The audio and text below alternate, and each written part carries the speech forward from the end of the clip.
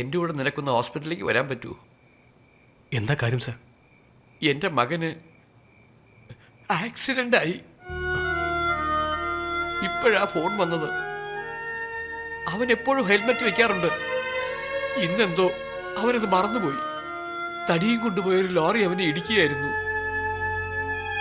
എന്റെ ഭാര്യയ്ക്ക് ഈ കാര്യം അറിയില്ല. അവൾക്കിത് സഹിക്കാനാവില്ല. Brilliant boy. IIT എക്സാമിനേഷന് പ്രിപ്പയർ ചെയ്തുകൊണ്ടിരിക്കുകയായിരുന്നു.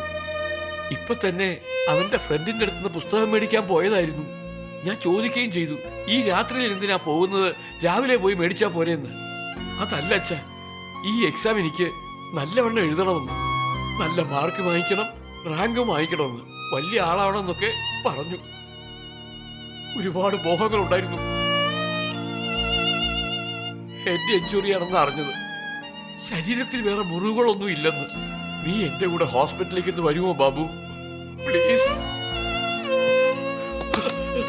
തന്റെ മകൻ ആക്സിഡന്റ് ആയി ഓൺ ദ സ്പോട്ടിൽ മരിച്ചു പോടോ ബാബു.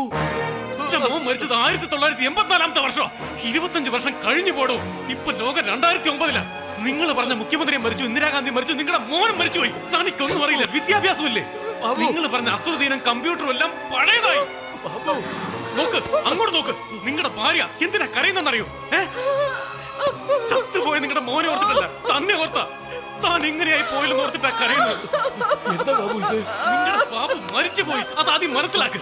ഇനി വേണം നിങ്ങളുടെ മോൻ ഞാനാണെന്ന് വിചാരിച്ചോ? മനസ്സ് ഒന്ന് കരയും, ഒന്ന് കരയും. കരയണോ? കരയും, ഒന്ന് കരയണോ? കരയാൻ, കരയണോ? കരയാൻ, മനസ്സ് തുറന്ന് കരയും.